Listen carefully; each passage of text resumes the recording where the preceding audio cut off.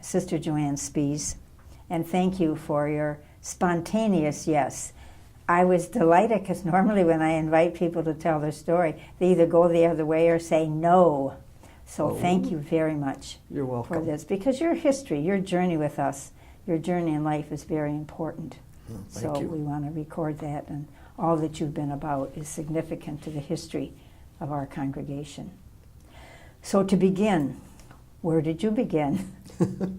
Where did I Your begin? family life, yeah. Okay, well, I was brought up in Dearborn. Well, Detroit I was born, and then in Dearborn, okay? And, well, my father came from Poland. It's a place called Luban or Lubania. And I think he was like 9 years old when he came over. And then I don't know about my grandparents. I think he came with my his dad. And he and my mother met. My mother was American, and they met. I don't know how. But I never knew my dad's parents because I was very young when they passed away. And then my mother was born here in the United States. Like I say, I have no idea how they got together. So, and so we have, let's see, a brother, and I had 3 sisters, so it was 5 of us. Okay. And where did you come in the 5? I am the last one. Oh, the baby. I'm the baby. And there was a big space between Dorothy and Sylvia are a year and 3 months apart. And then my brother 9 years later. And then my sister Sophia came 2 years, me 2 years. And then, well, my mother died very young when I was only 3 years old when she died. And I have to give the Adrian Dominican the most high thank you that our family can never possibly give. Sister Mary Francis was the principal at St Alphonsus school when my sisters were going to school. And Dorothy was going into the 12th grade. Sylvia was going into the 11th grade. And my mother did pass away. Wow. And Sister Mary Francis was so good to us, and actually to my 2 sisters, to help them out. And she was just a lovely lady. And all I can remember, at that time, my mother was laid out at home. And all of a sudden, the living room became filled with black and white people that were coming into the living room, and I beat it with all the nuns coming to visit my mother. And I guess I was scared, and I don't know where I hid, but they said I took off when I saw them coming in the house. So how old were you at that time? 3. And, but anyways, Mary Francis was real sweet, and my sisters at times had to bring me to school because nobody could take care of me. And there's one time she says, Dorothy, I'm taking Joanne down to the office with me.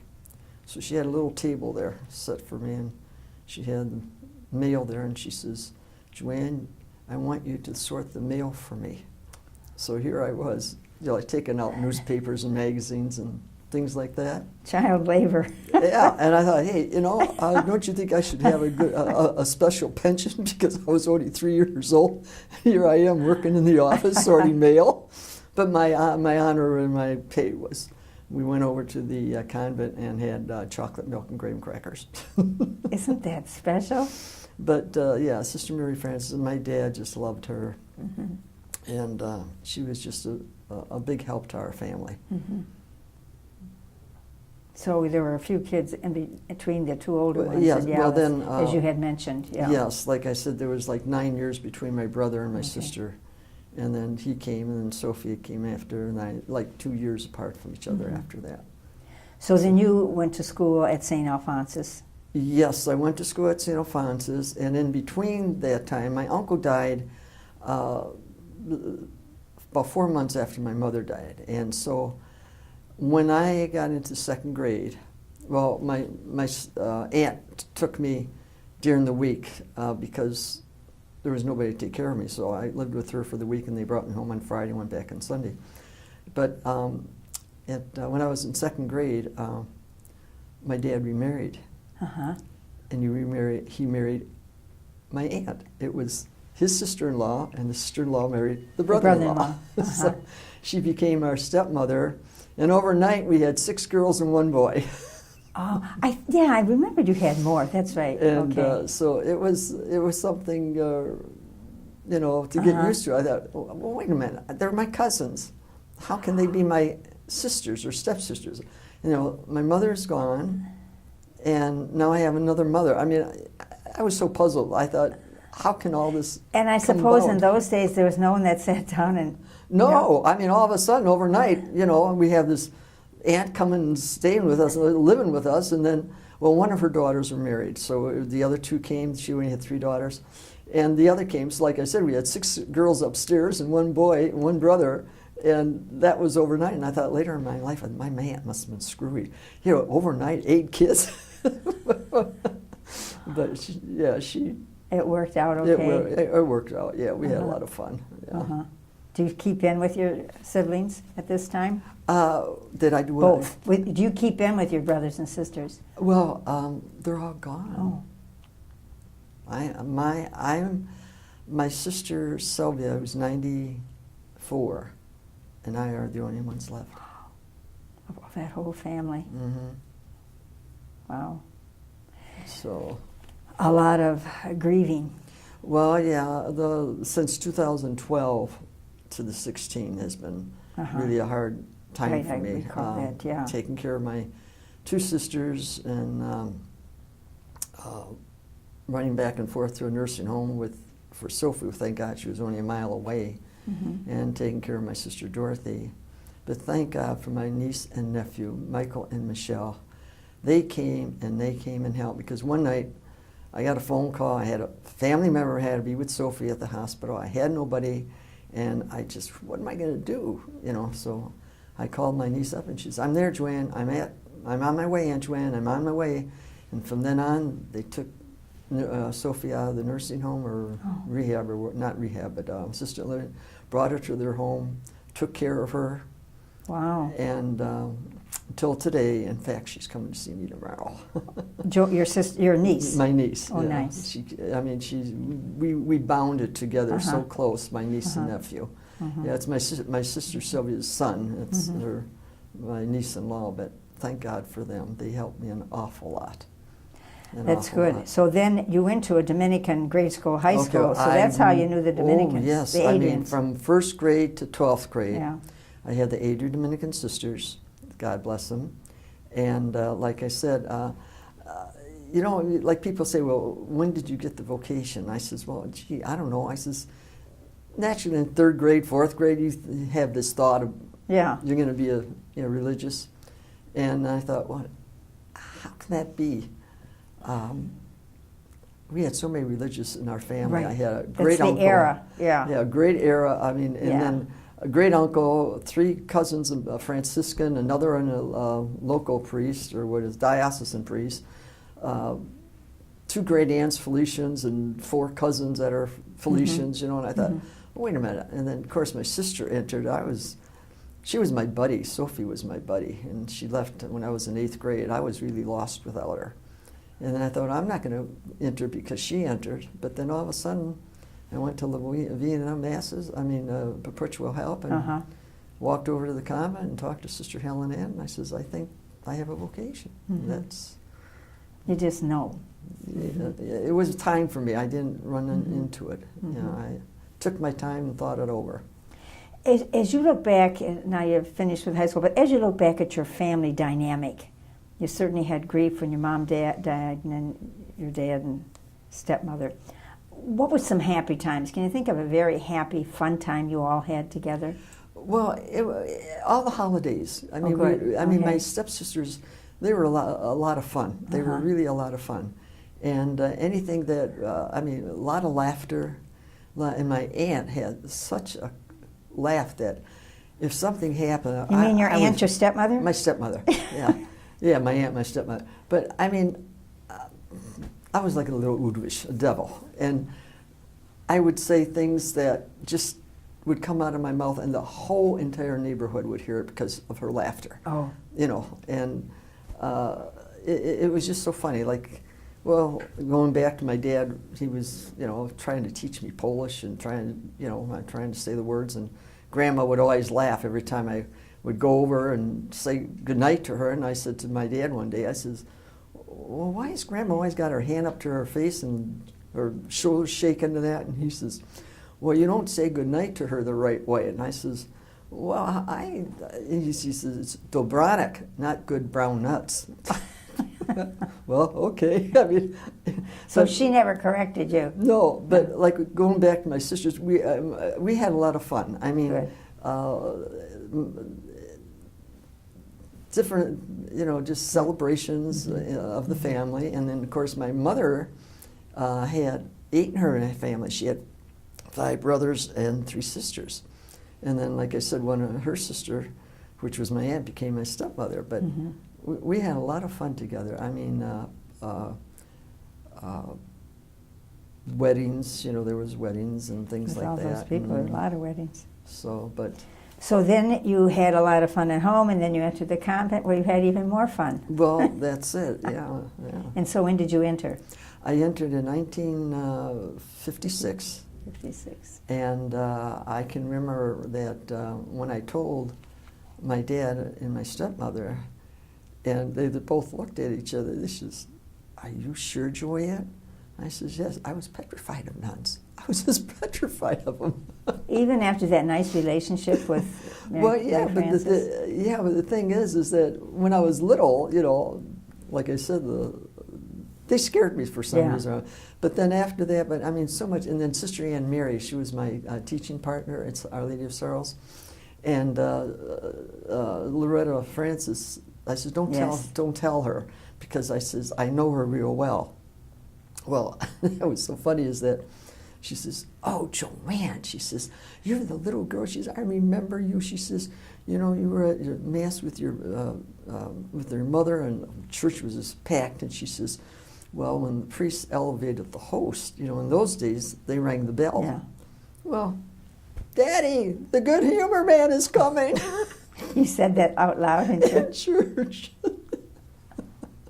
So, that's why I say, I'm the little in the family, but I always used to get things screwed up, They got a big kick out. So after you made profession and you started your ministerial journey, we can't get into all of all the places you were sent. No, but I enjoyed, my first mission was St. William's Walled Lake. Okay. And that was very nice. I enjoyed that. Good. And at one time I went up to Munising in Iron River, and those are really nice places. Those were small communities. They were small places, but we were family. We were close, Good. Family. And so those were good experiences. Yes, and was there a challenging one? Yes, when I was at Flossmoor, we had closed circuit TV. And in the classrooms? No. Well, we had a small studio. Yeah. And then, yes, in the classrooms. And the 8th grade nun, I can't think of her name right now, she was in charge of it. And then she had the boys trained to do the camera work and so forth. And then all of a sudden one day, Sister Thomasonette asked me to go to the studio, and she looked around, she said, oh, it's all in order, and hands me the keys, and she says, this is your baby. I says, I don't even know how to put where the switch is to put the control on it, or the cameras or anything.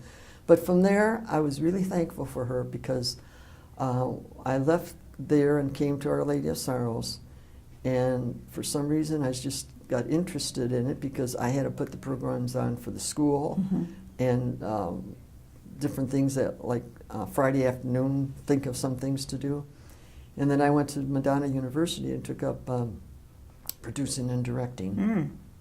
And then from there I went to Metrovision, and Metrovision is where you did your programming, and then they put it on air. And that's how I got started.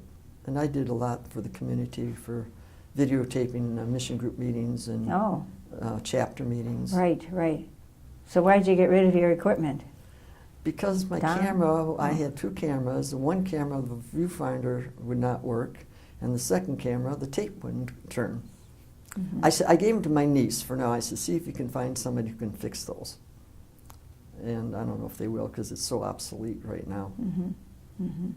But yes, I did a lot of camera work and so forth. Well, I may be putting my foot in my mouth, but I'm just going to say this. Maybe if you'd be interested, you should check in that communication department. See if you could help in any way. Well, I would, not the big jobs, but no, if you would like it. No, I would like it. I would like it. In fact, when I was thinking about coming here, I thought, oh, good, I can, get into this.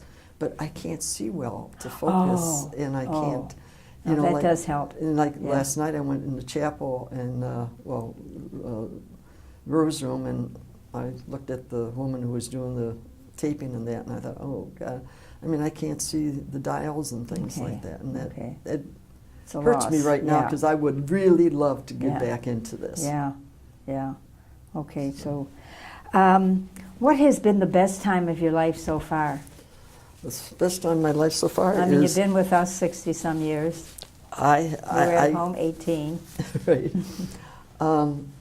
The life of the Adrian Dominican Sisters. That's been the best part. The smiles, the laughter, the support, and I mean, this is my family. And like when I was taking care of my sisters and going to the hospitals and things like that, I mean, you meet all kinds of people, and so many of the nurses and doctors and whoever said they were from the taught by the Adrian Dominicans. And there's one gentleman that really struck me.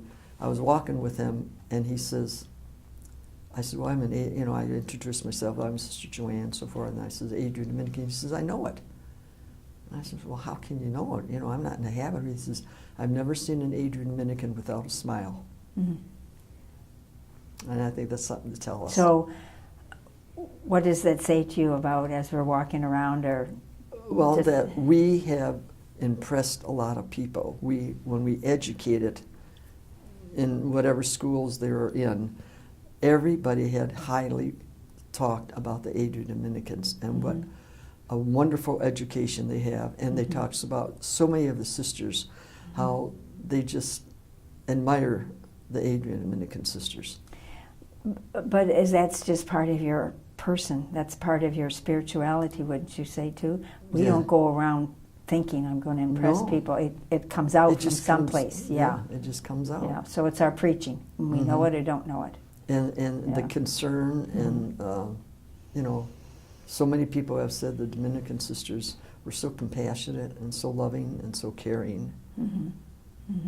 Do you have a favorite quote, be it scripture, be it biblical, be it whatever, that kind of gets you through in tough times? When I'm not alone. What is that, by Isaiah?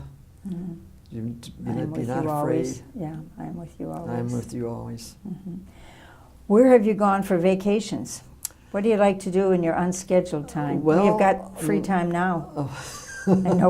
Okay, I go with my niece to her cabin in Kentucky. Oh, nice. Yeah, she's got it. But no, my two sisters live down in Florida. When my uncle passed away, they got the home down in Florida, Ormond by the Sea. And I would spend Christmas there, or I would spend Thanksgiving, or when we had long holidays, And then summertime, I would spend some time in there in the summertime. But now my niece has, like I said, a home down in Kentucky. Okay. In the mountains, in the woods, really beautiful. Oh. So she's taken me there several times. Is that the one that's coming tomorrow? It's coming tomorrow, yeah. And you can still go. Oh, yes, I know. Well, that's it. When I came here, she says, gee, Aunt Joanne, she says, am I going to be able to see you? I says, yeah, I'm not going to any prison. I says, I can come out and do the, oh, good. She says, can we go to the cabin next week? Oh, that's good. She'll have to come and get you, huh? Oh, yeah, I was there in August. So, whereabouts is it in Kentucky? It's in Burnside, I shouldn't Kentucky. even ask. I don't even know what Kentucky that But well. it's way up in the woods, yeah. It's scary when I first went there. But so any other ministerial experiences, positive or most challenging, that you'd like to share with us or share with the group? Yes, well, the thing is I guess from little on, I don't know, I guess it's in my blood or it's a gift that God gave me, that I was always looking out for people who were not well, like my other aunt, which would be my mother's other sister. We used to go and help her. I used to go clean the house for her and do things. And then there's a lady that I met in my apartment who lived across the hall from me, and she became ill. And I just took her under my wings too, and after Sophie passed away, I just continued helping her out as much as I could, and going to the store for her, taking her to the doctor, wash her clothes for her and everything. And before I came here, I made sure somebody was able to take care of her. Well, that whole complex that you lived in, that group of you, over in Northville, is that where it was? Plymouth. Plymouth. You were a great community, even though you lived singly, because even some of our sisters over there were sick, and you all really worked together. Yes, we and you were a real did. There were community. 6 of us. Yeah. And if anybody, well, all of them would intervene. I mean, if I wasn't feeling good, they were right there at your door to help you, and vice versa. We had picnics together, we prayed together, had Halloween parties together, you know, Christmas parties, birthday parties. Yes, we worked together. And I was the first one there, and I was the last one to leave. Cleaning up. So now you're living in community over in the Regina building, Correct. and that's a big transition for you. You lived away from Adrian. You come back and forth, but you lived away from Adrian a long time. So how has this transition been for you? You know, it's been very, very good. When I made my decision to come here, it was my decision, nobody else's. And I am very happy. Good. I'm very content, and it's just getting acquainted with people I haven't seen for a long time, you know, and like this room here, I had no idea a lot of rooms that are around here and the different places. And the Rose room, I said, you know, first time I was here, and Pat Benson said, I'll meet you there. And she says, I said, where's that? Yeah, yeah. It'll take you a while. And I always say, take your time before you start volunteering. Once they see you, they're gonna, and they know you can do things. Everyone's gonna grab you. But yes, like I say, I mean, I'm so happy that God called me or chose me to come to the Adrian Dominicans. I mean, you know, it's a blessing. It's really a blessing. And like I said, even my niece and nephews have met a lot of the sisters through this transition where we're going with my other sisters, and they says, oh my gosh, Aunt Joanne, your community is just so beautiful. Oh, that's good. So. That's good. Any last words you want to say to us? When Mother Teresa came to the United States, she came to talk to educate us about her work with her sisters and the work she does. And that happened at the Fisher Theater in Detroit. And so one day, there was a lady that in the parish, Our Lady of Sorrows. I was at Our Lady of Sorrows in Farmington. And there was a lady of the parish who worked at the Chancery office. So we received a phone call and telling us that Mother Teresa is here in the United States. She's going to talk at the Fisher Theater. Would we accommodate her and have her stay overnight with us? Well, you know, that was like something that we were in awe about, and we naturally said yes, you know. So she did come on, I think it was like on a Friday night, and it was 1979. And so after her talk, I mean, she came over, and everybody was, you know, thrilled about it. Where is she going to stay? We'll put her in the guest room. Where else, you know? So she did come, and she slept overnight, and she was right down the hall from me. And so as we go down the hall, then it's like an L shape, and then we turn to the right, and she was on the first room on the left. So anyways, the next day, you know, after Mass, we came in the dining room and we had breakfast. I sat right across from her, Peg. I mean, it was just is this true? Because when I was a youngster, I was thinking, how is it when the saints were walking around and we were talking about the saints and everything, and how did it feel? And here I am sitting across from somebody who is very, very famous. And I can't remember what she had said. She was telling us, I think, you know, to be kind to people, to help people, to get them, you know, help if you can't help them. And I can't remember all that she was saying, because I was thinking, I'm sitting in front of this woman, you know, but she was very kind, very gentle, soft-spoken, And I think that the sisters that were there with me was Sister Maria Elizabeth Doherty, Virginia Mullins, Agnes Gertrude Pesafall, Anne Mary Kerwin. And I don't know for sure, but I think Celestine Dunn and Sister Anne Romaine were there. So you had this meal with your local community? Yes, I mean, the nuns that were around there, of course, I know it was a Friday night she spoke, and then naturally it was Saturday morning. I'm pretty sure Saturday. So, but that's all the nuns I could think of that joined us. And of course, they all have their own feelings about Mother Teresa. And then... how do you think Mother Teresa felt sitting in the presence of greatness and holiness with all of you? She did. She was very kind. She was very gentle, and I mean, she praised us for what we are doing. We we asked what we were doing, like teachers, and there were pastor ministers, and whatever work we were doing. She was very interested in what we were doing, but she always pointed out, please help those who are in need. Don't be afraid to help those who are in need. So that was her. That was her message to you. That was his message, yes. And Joanne, you have done that. I just know in my experience with you, you certainly have lived that message that she gave by your presence, by your greatness, and by your holiness. So well, don't thank you. That. And yes. One other little thing I like to say is that when I retired from full-time teaching, I went to substitute teaching. And in the third grade classroom, in a religion book, they had 3 pictures of people doing different things. Mother Teresa was one. So the children gave their view on all of them and said something about them. So when they were finished, I said, boys and girls, I have something special to tell you. And I told them what I just told you. And this one little boy, he was so excited. He says, that lady? And well, he didn't get away with it because the whole class said, she's a nun and she's Mother Teresa.